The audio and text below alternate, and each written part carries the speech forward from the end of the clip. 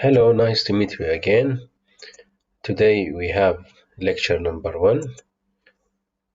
In lecture number 1, we have some aims, explain the meaning of digital signal processing DSP, advantages and disadvantages of DSP, make the student aware of wide range of application areas for the DSP, introduce basic DSP operations.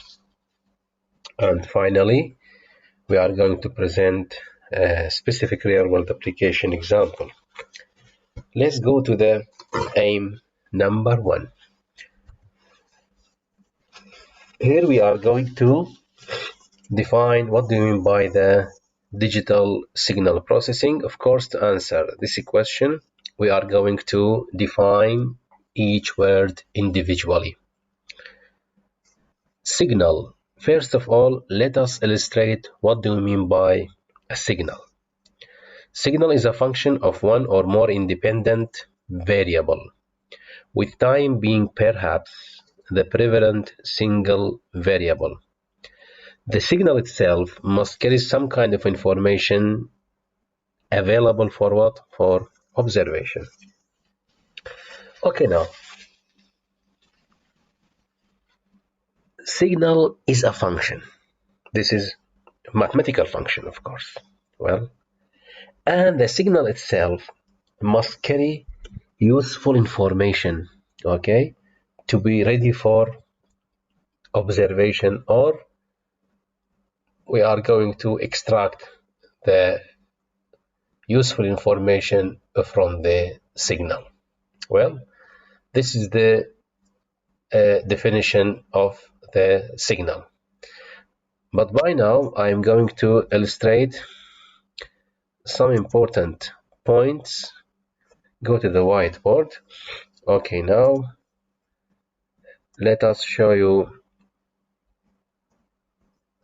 what do you mean by the signal and function. Pen. Generally, from the mathematics, you know that this axis is called y, and this one is called x. Always, x-axis is called what? It's called independent variable, and y-axis is called what? Dependent variable. Dependent variable. Look, for example, we have a function called y equals to, for example, 2x plus 1. Okay, now the value of y depends on the what? On the values of x, while x doesn't depend upon what? Upon the y. So x is called independent variable and y is called dependent variable. In electrical engineering, say, we have voltages and current. Okay, voltage and current of a system of an instrument is changed according with what? With time. Okay, what do you mean by with time? For example, at time equal to 1 o'clock, the voltage is, say, something. Okay, at t equal to 2 o'clock, for example, the voltage is changed or the current is changed. Okay, so basically the time depends upon nothing. Okay, the time will go, increases. Okay, so the time is called independent variable, while the current or voltage are called what? Are called dependent variable. Now the signal is a function of one or more independent variable. In this example, y, we can say what? Instead of y, we can say f of x. Okay, so the function y has one independent variable. Sometimes we have functions which have more than one independent variable. Say f of x comma y, okay, equals to, say, x squared plus y squared. Okay, now here we have a function of what? Of more than one independent variable.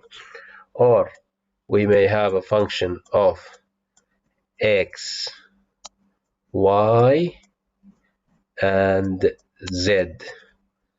In this time, say x plus y plus z. So in this example, we have what? We have three independent variables. Of course, this will help us to define what do you mean by the signal. Okay, going back to the PowerPoint slides. Well, so the signal is a function of one or more independent variable. By now, it's very clear for everyone what do you mean by the independent variable, with time being perhaps the prevalent single variable. Why? We said that when we talk about the signals or electrical engineering field or even computer engineering field or communication, the time will be the basic independent variable. Again, we said that the signal must carry some kind of information ready for what? For observation. Now, this up to now we have defined what do we mean by the word signal. Okay. Examples of the types of signal of interest are speech signal, telephony, radio, everyday communication. All of these are what are examples for the speech signal. Biomedical signals, EEG brain signals, sound and music, video and image, radar signals, range and bearing. Now here, speech signal and sound signal. Do you know what's the difference between the speech and sound signal? Let's go to the whiteboard and explain what do we mean by the sound and the speech signal. Really, the speech signal has a specific bandwidth and the sound signal has another bandwidth. Now, the speech signal bandwidth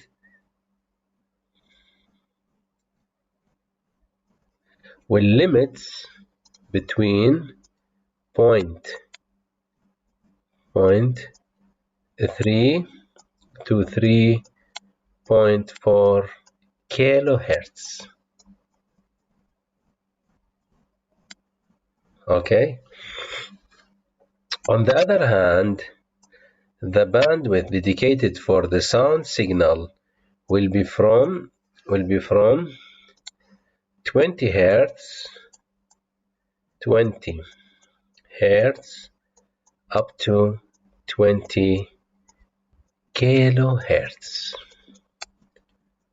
Okay, so this is the difference really between what? Between the speech signal and the sound signal. It means the bandwidth for the sound signal is greater than the bandwidth for the speech signal. So sound and speech are not the same. Okay, they are different in what? They are different in bandwidth. Of course, sound signal requires more bandwidth as compared with the what? With the speech signal. Well, going back to the slides of the lecture. Yeah. Second word will be the processing. Processing means operating in some fashion on a signal to extract some useful information. Really, we have an example for the processing. Simple example for you for the processing. Most of you have studied the modulation. Say AM modulation, FM modulation, PM modulation, and so on.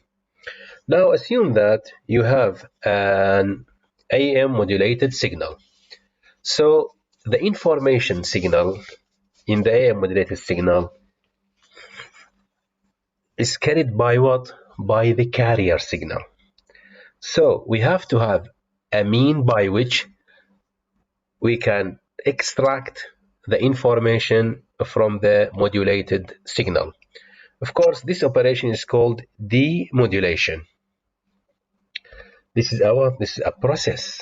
Well, so processing means operating on some fashion on a signal to extract some useful information. So demodulation process will help us to what? To extract the message signal or the original information signal, or sometimes we say the baseband signal. Okay, that's it, no more, no less. Digital, what do you mean by digital? Digital means that the processing is done with a digital computer or special purpose digital hardware. Of course, when we talk about digital, we are working with what? We are working with digital signals, not analog signals. So first of all, we are going to convert the given analog signal into digital signal, and then it will be processed by the DSP processor or by the digital hardware. Now, system. System is a set of functional blocks that are connected together and produces an output in response to an input. Now, what do you mean by the system? Again, let's go to the whiteboard to explain what do you mean by a system. Now, here we have a simple system.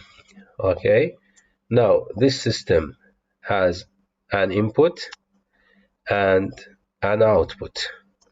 Okay, the input to the system will be X, okay, and output will be Y. It's good. Now, what do you mean by functional block? Means the function, the block, okay, the block will perform a specific task or function, of course. Well, function or task. Now, for the simplicity, say that this block is working as amplifier, okay, amplifier. Well, here we have an amplifier. Of course, the amplifier has gain A. So when the signal X is passes through the amplifier, the output Y will equals to A multiplied by X. If the value of A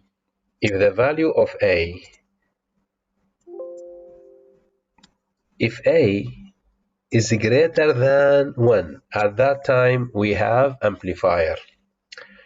If A is less than 1, at that time we are talking about what? Attenuator. Well, so the function of this block or the task of this block is what? Either amplification or attenuation. It's good. Another example for the functional blocks, we may have another system. Okay, here we have another system. Say this system is performing filtering, is a filter. Okay, say here we have a filter.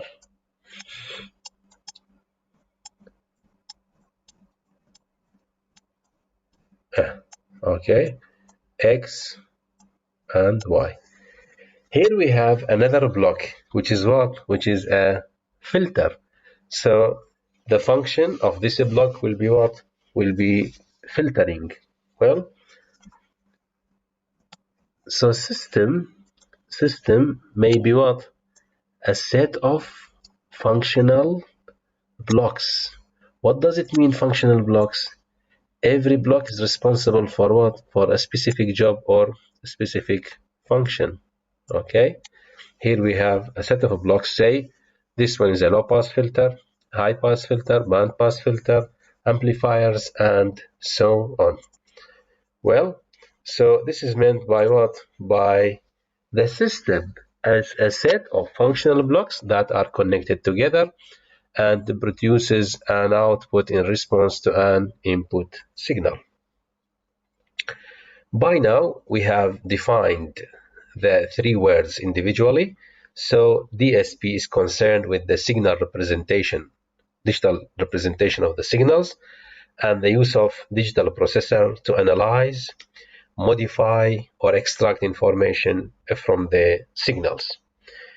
Now, what do you mean by analyze? Of course, analyze means finding out the Fourier transform or Fourier series or the frequency domain for a given signal to determine what? To determine the frequency components in the given signal.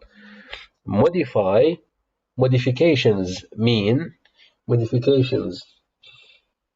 means either filtering, amplifying, attenuating the given signal, and the third job will be what? Will be extraction of the important information or from a given signal. Now, after we have defined what do you mean by the digital signal processing, now we are going to illustrate the advantages of DSP.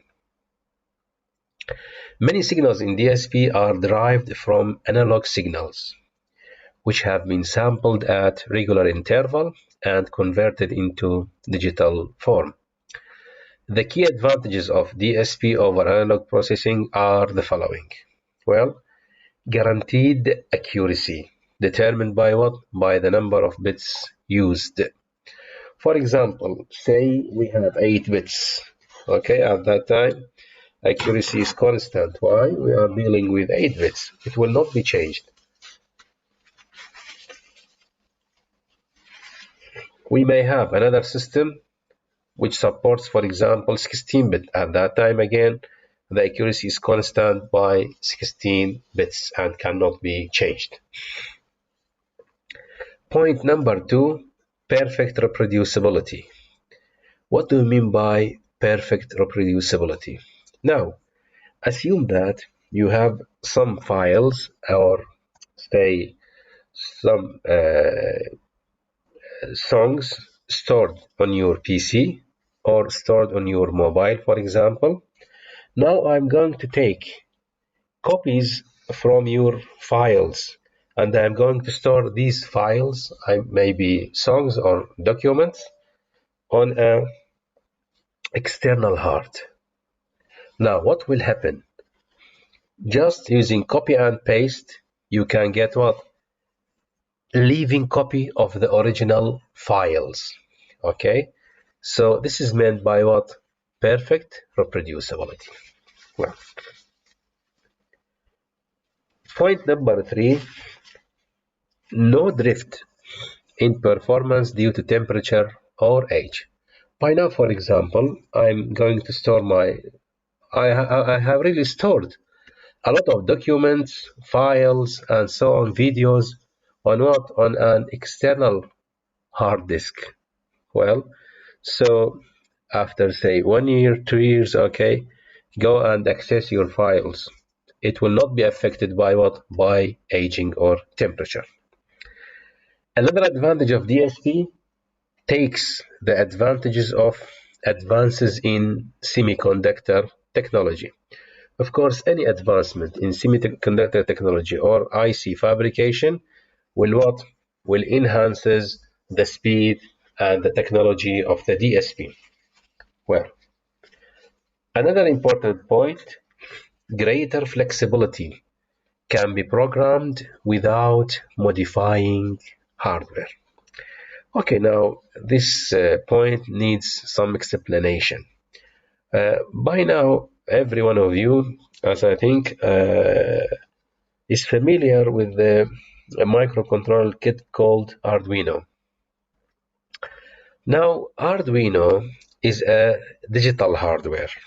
Well, it requires a software program, a C software program. Okay, why? We have environment for the Arduino, IDE, integrated environment for the Arduino. So you are going to write down some codes in C language and download to the kit, and you are going to perform a specific function using this kit. Well, now say I'm going to build a say temperature sensor. I'm going to write a special software for the temperature sensor. Well, after implementing and downloading the code to the kit, it will work as what? As a temperature sensor. After a while, we may fetch another sensor. Well, say IR sensor, example. What we are going to do, it is not necessary to modify the hardware. I'm going to use the same board or the same kit. Just what we are going to do, we are going to modify the software program.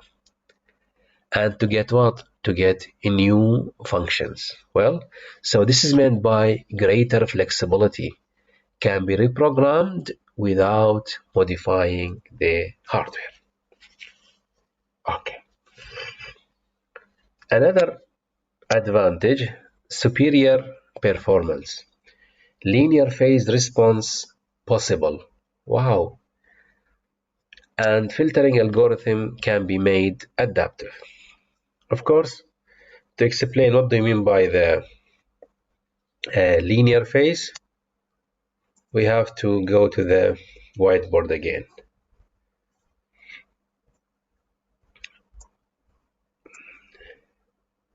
Two kinds of spectrum we have.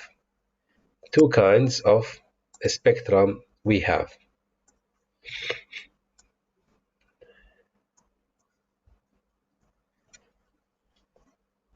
Of course, with f, x-axis will be f, and y-axis for the first one will be magnitude of edge of f. Okay, magnitude of edge of f.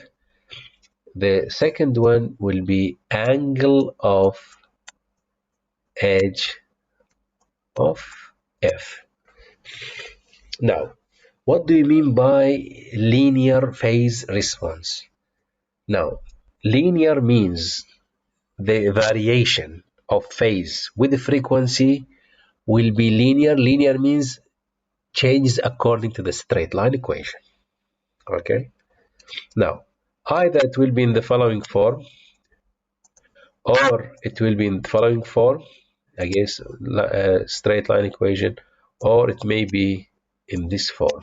Okay. All of these are what are examples for the straight line equation or linear. So the phase of the system will be linear, means what? Means the variation of phase with the frequency will be what? Will be linear. This is meant by what? This is meant by the linear phase response.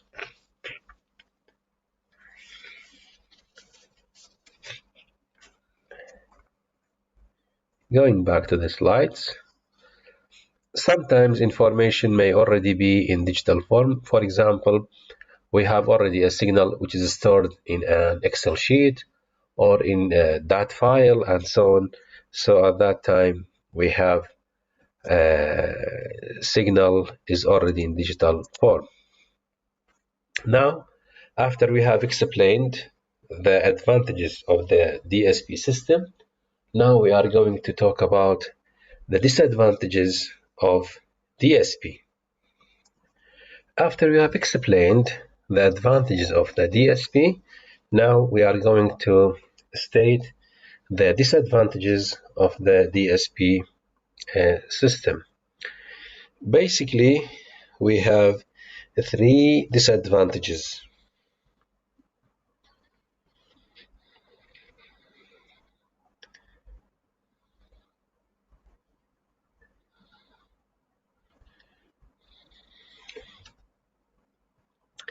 First one will be speed and cost. Of course, when we have fast signals or wide bandwidth signals, at that time we need high-speed A to D converters. Of course, high-speed A to D converters will cost a lot. Well, so DSP design and hardware may be expensive, especially with high bandwidth signals. Okay, when we have large bandwidths, okay, or high-speed signals. At that time, we need a very high-speed A to D converter, which costs too much. Second disadvantage of the DSP system will be the design time. Unless you are knowledgeable in DSP techniques and have the necessary resources, software packages, and so on, DSP designs can be time-consuming and, in some cases, almost impossible. Now, for example, our objective in this course to be able to design digital filters. Well, so our aim to be able to design digital filters. By now, you don't have the ability to design such a filters. Why? First of all, you have to study the principles of the DSP system and the required algorithms to be able to design the filters. I mean, we have a theoretical background must be covered by the what? By the designer. Of course, you may need, for example, 1 semester, I mean 3-4 months, or more than 1 semester to cover the whole basic principles of the DSP. This is the what? This is the first part. Second part, we have you have to be familiar with the software to be able to implement your algorithms. Again, familiarity with the software requires time. So overall, when we're looking for the DSP field to design something or to design and implement a filter, for example, you have to be familiar with two things: theoretical background, and you need a software package. Of course, this will take and consumes time. So design time will be what? Will be the second disadvantage of the DSP. Third point, finite word length effect a problem. Limited number of bits may cause degradation. Let me show you what do you mean by the finite word length effect. Of course, as I think you have studied the C language, for example, and in C language, we have a variable of type integer, okay, which is 16 bits, okay, 16 bits.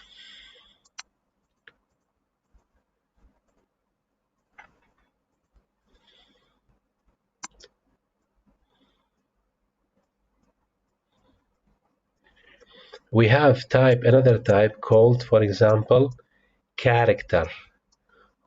Character, its capacity will be 8 bits.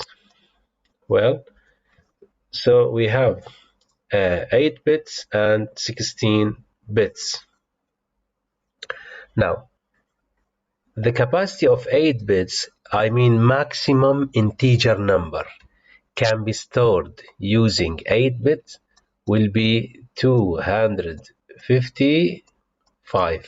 Oh, it's good. Now, what will happen if we have, for example, a variable which is 300 and to be stored using the same variable character? Of course, at that time, what will happen? Overflow will happen. I mean, the variable capacity of the variable character is not enough to store the value of 300.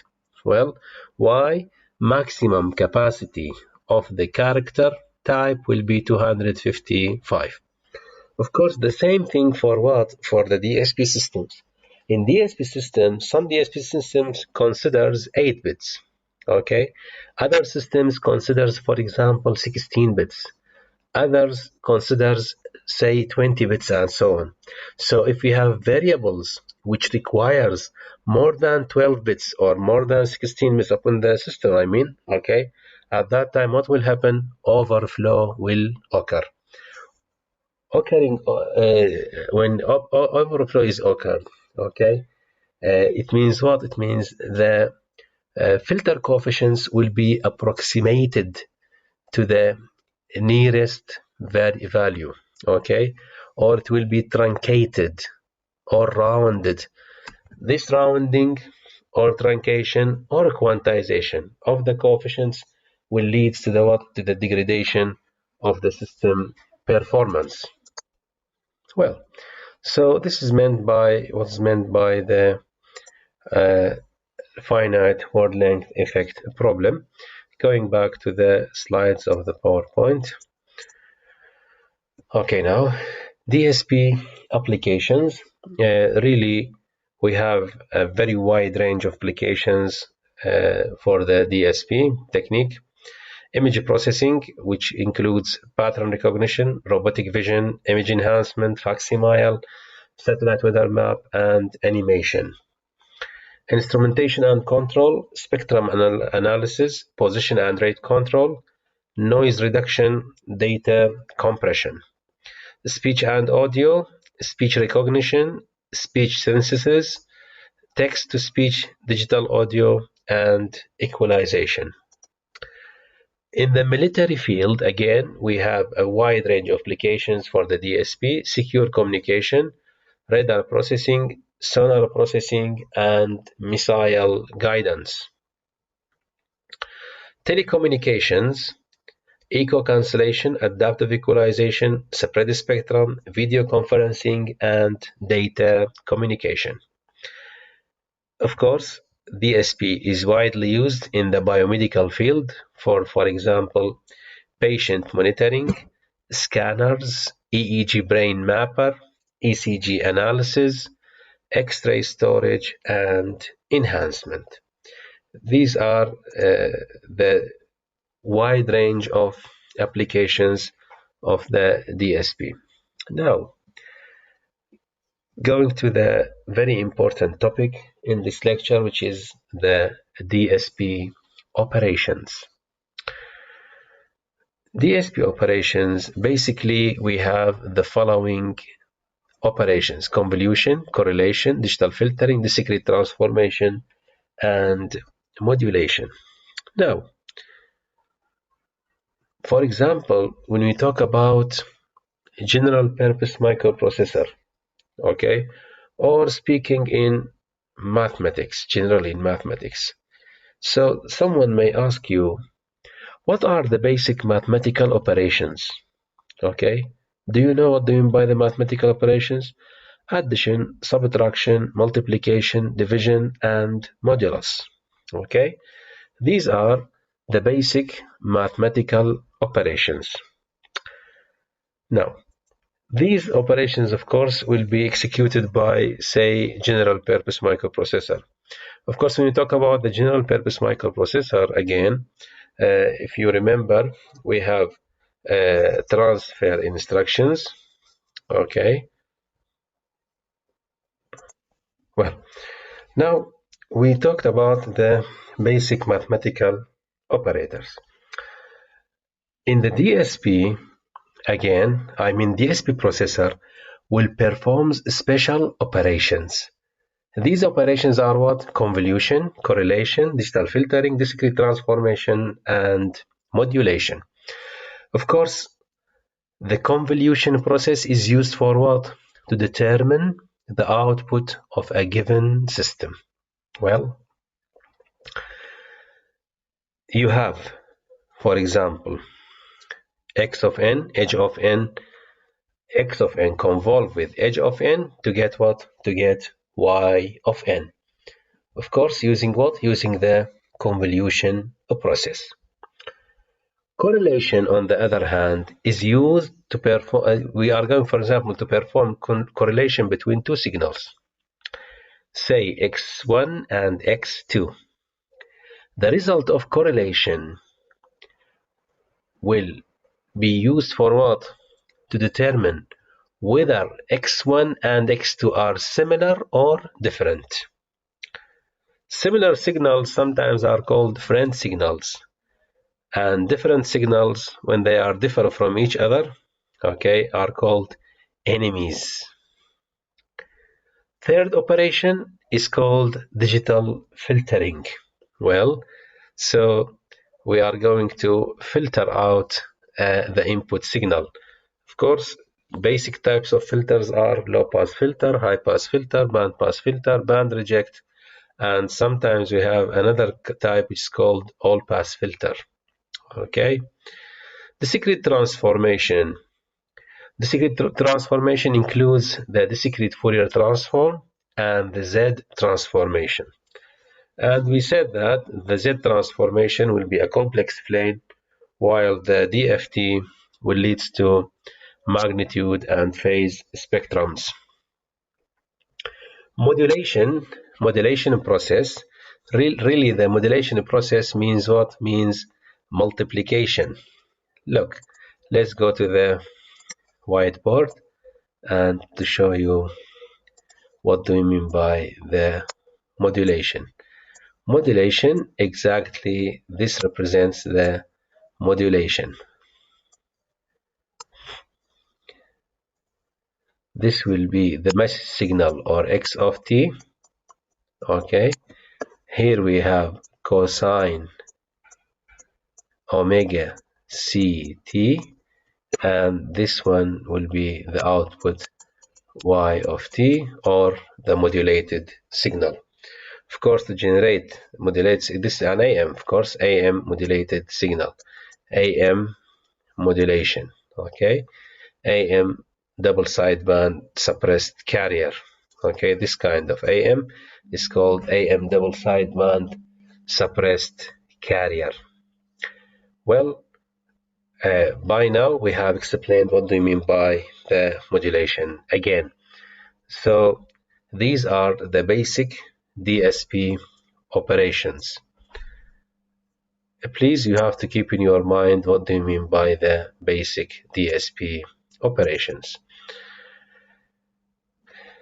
Really, about the topic number 5, it requires some basic information about the sampling, and we are going to go back to this example after talking about the sampling process. Now this lecture again is finished. Let's go to the end of lecture questions. Okay, at the end of this lecture, you are expected to be able to answer the following questions. Define the following terms: signal, system, and DSP. State advantages of DSP. State disadvantages of DSP. State applications of DSP. And what are the basic DSP operations? Okay. Question number 6 by now will be postponed after the lecture of sampling. Thank you for listening, and thank you for your attention, and see you soon, inshallah.